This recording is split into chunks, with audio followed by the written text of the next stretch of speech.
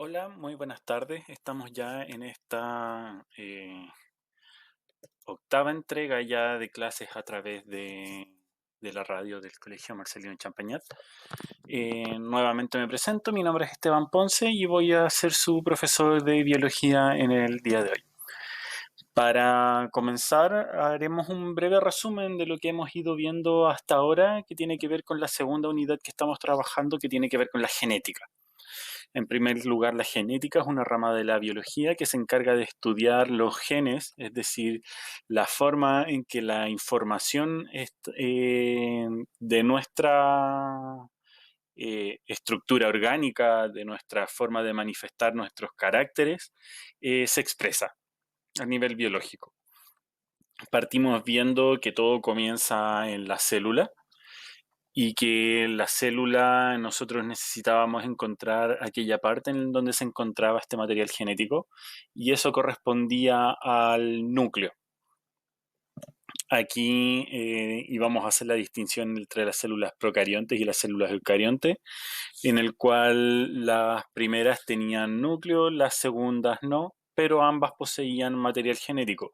En el caso de la primera se encuentra concentrado dentro del núcleo, dentro de la membrana nuclear. En el segundo se encuentra dando vueltas libremente alrededor del citoplasma que conforma toda la célula. Empezamos a ver las formas en las que el ADN estaba ordenado. Lo empezamos a ver desde la forma más básica, más pequeña, que eran estas hebras que se unían a través de las bases nitrogenadas y que también estaban directamente ligadas a un proceso de duplicación. Vimos las distintas enzimas que participaban en la duplicación del ADN. Vimos también cómo era este proceso a través de un video que posteriormente se debió haber subido a YouTube. Cómo era el proceso de la duplicación del ADN y cómo al final de una doble hélice nosotros podíamos obtener dos exactamente iguales. Vimos también que estas doble hélices se iban enrollando en unas proteínas denominadas histonas y que las histonas finalmente se iban compactando para formar la unidad básica de información genética que conocemos nosotros como cromosomas. También vimos lo que era el cariotipo, que era la representación de estos cromosomas en, en una imagen y que representaba cada una de las especies. En el caso del ser humano, nosotros habíamos visto que teníamos 23 pares de cromosomas. El último par, denominado par sexual, que correspondía a los cromosomas X y cromosomas Y combinados entre sí, y que cuando la combinación daba XX era mujer y cuando daba XY era hombre. Y además vimos que los otros 22 pares de cromosomas o cromosomas autosómicos están encargados de definir todas nuestras características: peso, color de piel, color de ojos, color de pelo, tipo de pelo, el timbre de la voz. Todo eso viene decodificado en nuestro ADN. El día de hoy nosotros vamos a empezar a ver algo un poco ya más específico con lo que tiene el ADN, que tiene que ver por el ciclo celular. Para eso te voy a invitar a abrir tu libro de biología en la página 154 y comencemos entonces. Nosotros sabemos que todos los organismos presentan un ciclo de vida. Este ciclo consta de nace, crece, se reproducen y muere. A través de la vida, a través de todos los años, a nosotros nos van diciendo esta serie de pasos una y otra vez. Nosotros sabemos que al reproducirse genera descendientes, los cuales en algún momento podrían dar origen a una nueva progenie que repetirá este ciclo. ¿Ya? Es decir, a una nueva especie que va a repetir el ciclo. Y esto nosotros lo hemos ido viendo desde el año pasado, cuando veíamos evolución, cuando veíamos que una especie evolucionaba mediante la reproducción, heredaba los mejores genes y estos permitían a la especie sobrevivir y continuar evolucionando. Como nosotros ya hemos visto, en las células ocurre algo similar. A partir de una célula madre se pueden generar células hijas.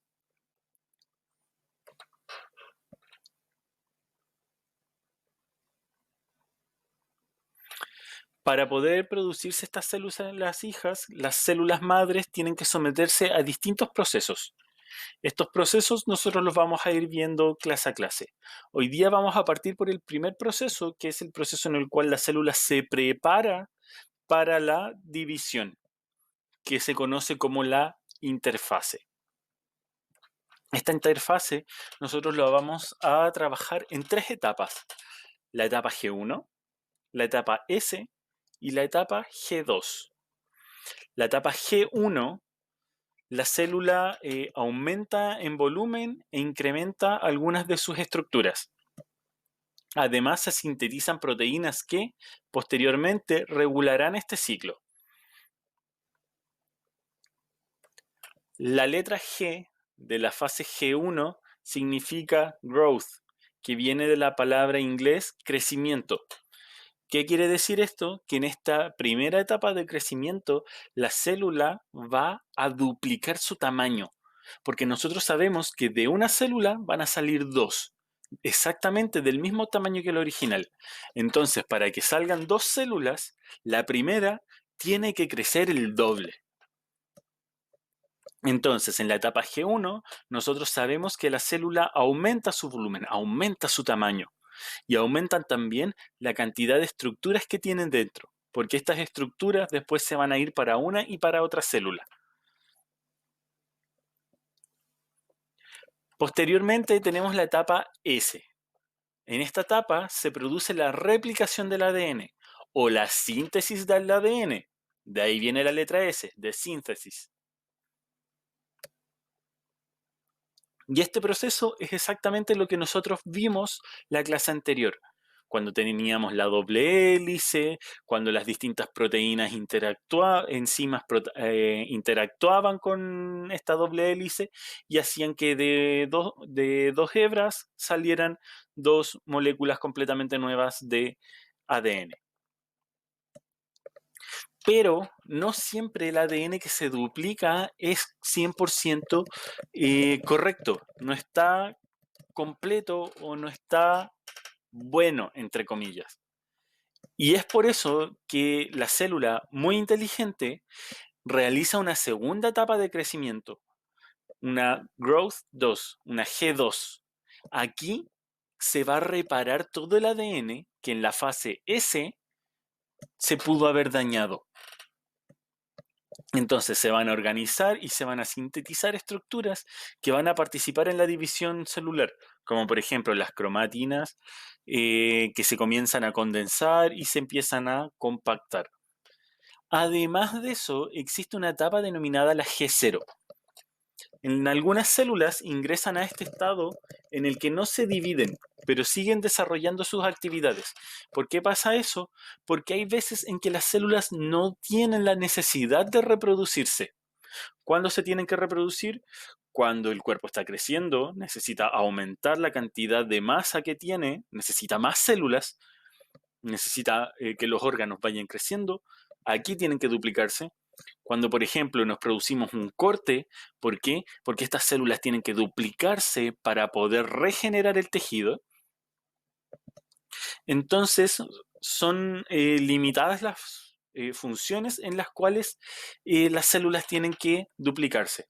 Nosotros constantemente, como las células están sometidas a un proceso de vida, a un ciclo de vida, nacen, crecen, se duplican y mueren, eh, las células constantemente se van cambiando. Nosotros lo podemos ver, por ejemplo, cuando vamos cambiando el pelo, cuando vamos cambiando la piel, por ejemplo, cuando nos vamos desollejando, vamos viendo que se nos va saliendo células muertas. Pero estas células muertas tienen que ser regeneradas de alguna manera. Y aquí es cuando el ciclo celular cumple su mayor importancia. Pero cuando estas células no tienen la necesidad de reproducirse, entran a un estado que se llama G0. ¿Por qué cero? Porque es el que viene antes de todo, antes de que empiece a crecerse la molécula.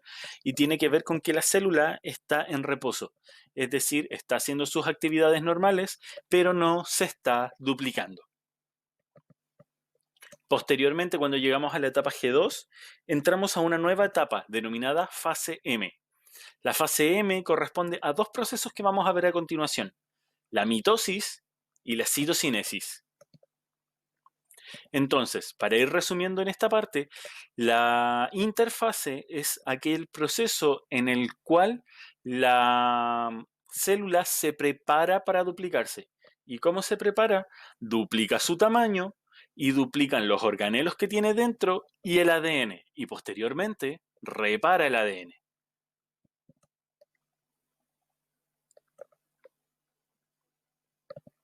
La mitosis corresponde a la división del núcleo de las células eucariontes, dando origen a dos núcleos idénticos al original.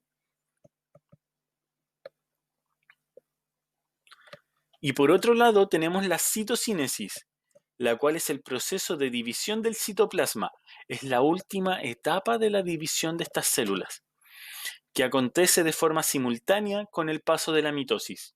Es decir, termina la mitosis, empieza al tiro la citocinesis y se divide finalmente la célula en dos. Al final de la página 155 nos sale esto. La duración del ciclo celular es variable, pues en algunos tipos celulares puede demorar horas, mientras que en otros puede demorar días. Ahora bien, al observar el esquema anterior que se mostraba en la página 155, ¿cuál de las dos fases del ciclo celular crees tú que es más extensa? Comenta estas respuestas y envíalas para poder tratar de irlas viendo en las clases posteriores. Además, te voy a dejar que investigues esto. ¿Por qué las células de distintas partes del cuerpo tienen tiempos de vida distintos? ¿Por qué sus ciclos celulares pueden durar horas mientras que otros duran días o minutos? ¿Por qué? ¿De qué depende? Nuevamente te dejo la descripción del correo electrónico para que puedas entregar tus respuestas. eponce@cmsh.maristas.cl. Finalmente, continuamos con la página 156 y vamos a comenzar directamente a ver cómo se dividen las células. Y para eso tenemos la suerte de que en las páginas 156 y 157 nos aparecen bien detalladas cada una de las 4 fases que vamos a trabajar nosotros el día de hoy.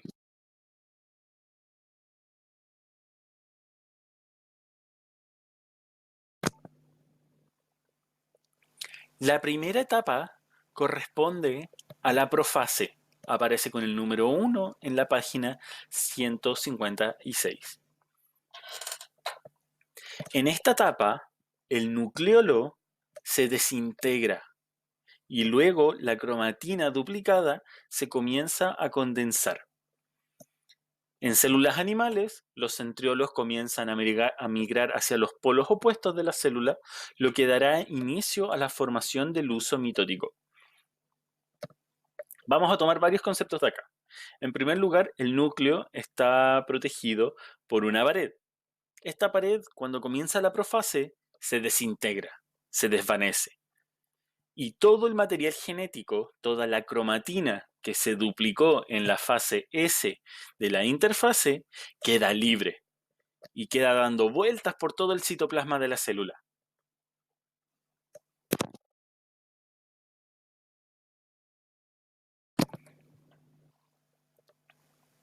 En las células animales, además, los centriolos empiezan a dirigirse hacia los polos, hacia los extremos de la célula.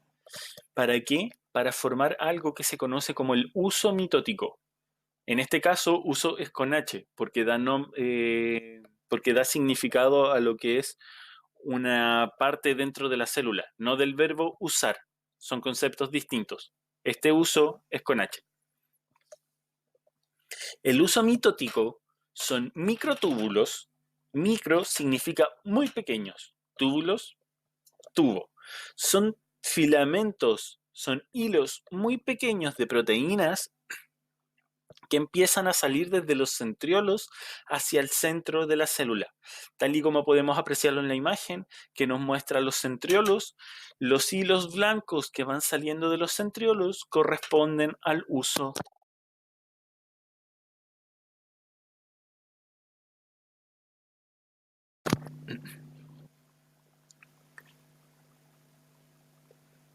¿Para qué? Para pasar a la siguiente etapa. Dentro de la misma profase tenemos la profase temprana, que es lo que estábamos hablando recién, y la profase tardía. En la profase tardía, la envoltura nuclear se fragmenta y los microtúbulos del uso mitótico comienzan a interactuar con los cromosomas que se han condensado aún más. Recuerden que en este caldo que había dentro del núcleo, todas las cromátidas daban vueltas libres, pero en el momento en que se empieza a romper esta pared del núcleo, los cromosomas las cromátidas empiezan a condensarse, se empiezan a comprimir y empiezan a formar lo que son los cromosomas. Estos cromosomas son atraídos por el uso mitótico y quedan fijos a ellos. Imaginemos que si nosotros sacáramos a pasear a algún animal, por ejemplo a nuestros perros, nosotros, para que el animal quede fijo a nosotros, tenemos que ocupar una cadena para poder irlo dirigiendo. De la misma manera, los cromosomas son estas mascotas. Nosotros somos los centriolos dentro de la célula y nosotros queremos dirigir a los cromosomas a que vayan a alguna posición en específico. Entonces, ¿cómo lo hacemos? Pues que el uso mitótico que sale de los centriolos se una al cromosoma. ¿En dónde? En su centrómero, en el punto central. Por eso es tan importante el centrómero en una célula, en un cromosoma, porque ahí es donde se va a unir y va a interactuar con el uso mitótico.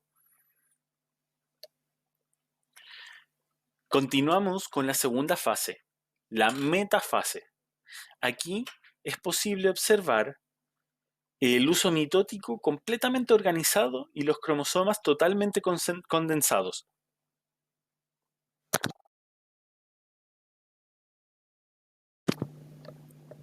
Los microtúbulos del uso mitótico interactúan con los cinetocoros de los cromosomas o el centrómero, experimentando movimientos de tira y afloja, lo que produce que los cromosomas se alineen en el plano ecuatorial de la célula. ¿Qué es lo que pasa acá? Como nosotros podemos ver en la imagen que aparece en la metafase en la página 157, tenemos que los centriolos se fueron a los dos extremos de la célula. En ambos lados empezaron a salir uso mitótico. Y este uso mitótico se enganchó por ambos lados con un cromosoma. Es como si yo fuera sacando a pasear a mi perro y de repente viniera otra persona idéntica a mí, le coloca una cadena donde ya tiene una cadena y empezamos a tirar ambos en direcciones opuestas. ¿Qué es lo que va a pasar? Como con toda fuerza, en algún momento va a generar una torsión y finalmente una ruptura. ¿Y esta ruptura dónde se produce? En el cinetocoro o en el centrómero. Y la particularidad que tiene esto es que como por ambos lados de la célula me están jalando el cromosoma, va a quedar alineado en el centro de la célula, es decir, en un plano ecuatorial. Continuamos entonces con la anafase. Aquí los microtúbulos del uso se van acortando, ocasionando la separación de las cromátidas hermanas hacia los distintos polos de la célula. Ahora, cada cromátida pasa a ser un cromosoma completamente independiente. Los microtúbulos que no están conectados a los cromosomas se van alargando, lo que provoca que la célula adopte una forma ovalada.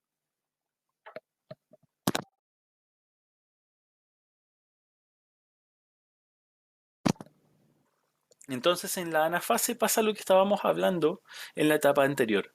Estos usos mitóticos están jalando tan fuerte los cromosomas que en algún momento el cromosoma no aguanta y tiende a romperse. ¿Y cómo se rompe? Como se rompe por el centrómero, estos cromosomas se rompen a la mitad. Entonces, una mitad es jalada hacia un extremo y la otra mitad es jalada hacia el otro. Y si se dan cuenta, en esta etapa, la célula ya empieza a notar su estructura un poco más separada, un poco más ovalada, y eso genera que ya vaya adoptando la forma que va a ir teniendo cada una de las células hijas. Y como en cada una de estas partes de la célula tenemos los centriolos que están jalando con el uso mitótico los cromosomas, eventualmente vamos a tener la misma cantidad de cromosomas en un lado que en el otro. ¿Por qué? Porque si lo están jalando de ambos lados y llega un punto en que lo rompen dos partes iguales, una parte se va a un lado, otra parte se va al otro.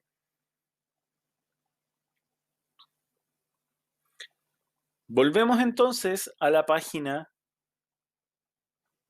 156.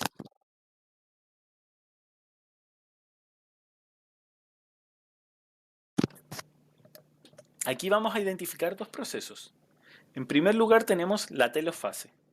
En la telofase los cromosomas han llegado a los polos celulares, es decir, a los extremos de la célula.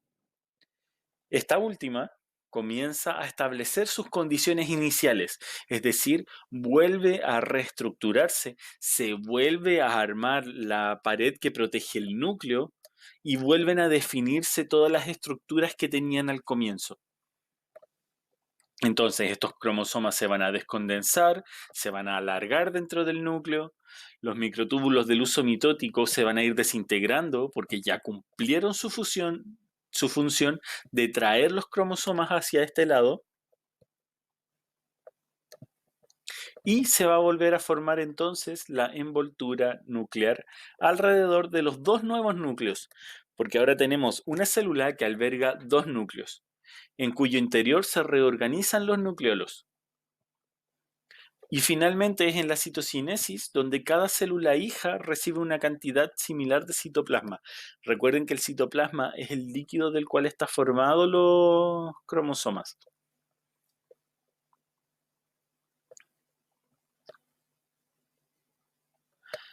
Y como bien dice acá, en la página 156, como nota al margen, que es lo que les explicaba yo, el uso mitótico es un conjunto de proteínas denominadas microtúbulos, que se unen a unas estructuras proteicas llamadas cinetocoros. Proteínas se unen a estructuras proteicas. Estos cinetocoros, ¿dónde estaban? Que yo también lo mencioné, en los centrómeros de los cromosomas. Es por esto que el uso mitótico además posee dos polos, uno para cada centriolo, por lo tanto, uno para cada parte del cromosoma.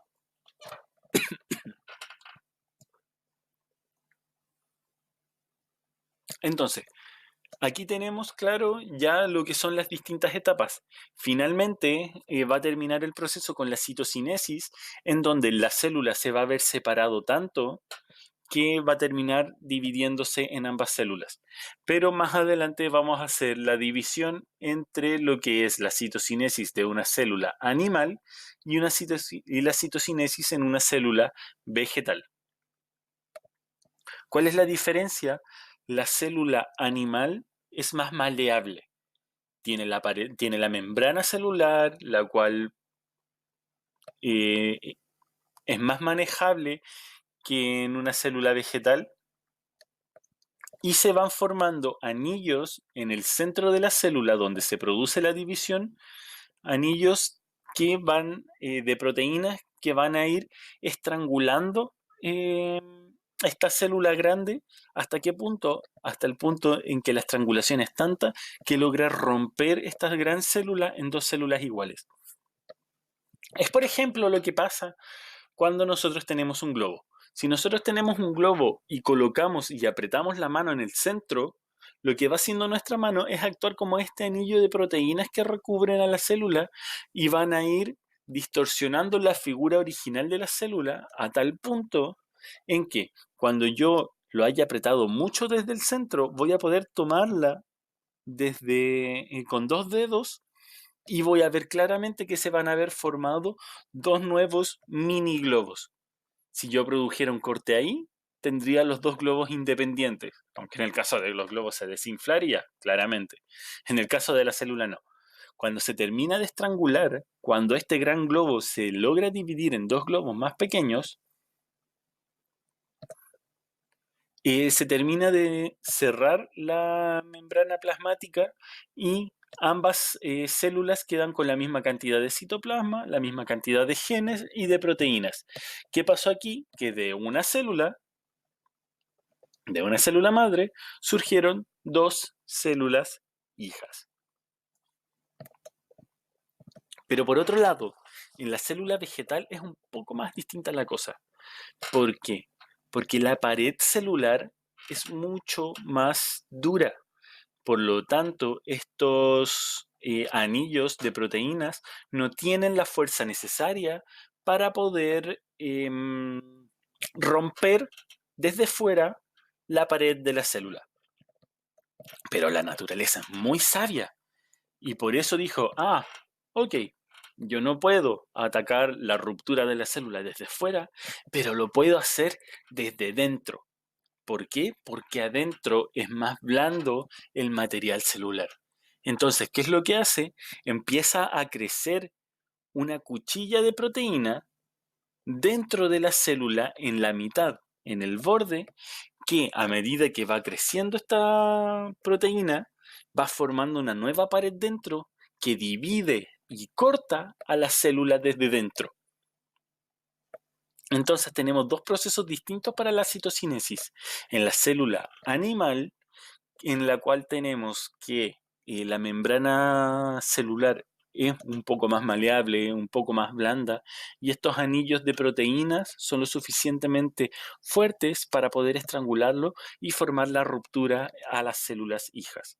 Por otro lado, en la célula vegetal tenemos que la pared celular es tan fuerte que no es posible romperla desde fuera, por lo tanto, la sabia naturaleza lo hace desde dentro.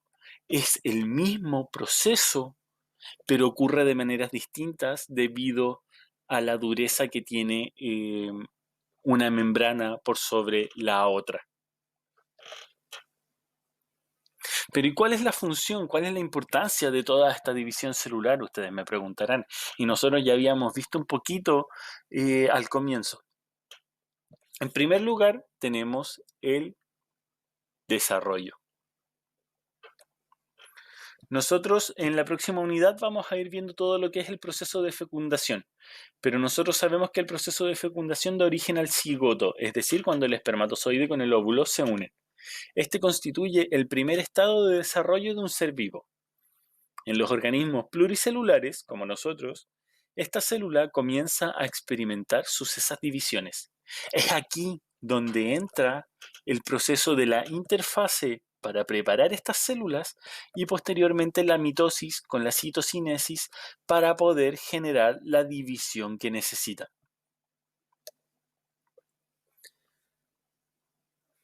Entonces, también nos dice que en los organismos pluricelulares, esta célula comienza a experimentar sucesivas divisiones. Las células resultantes migran hacia las diferentes zonas, dando origen a los distintos tipos celulares que formarán los tejidos y las estructuras del nuevo organismo. Es decir, a medida que se van duplicando y de la función que tienen, es donde se van a ir alojando para poder ir regenerando o desarrollando el organismo. También influye en el crecimiento, porque la división celular cumple un papel fundamental en el crecimiento de los organismos pluricelulares, puesto que nos permite la proliferación controlada del número de células. Por ejemplo,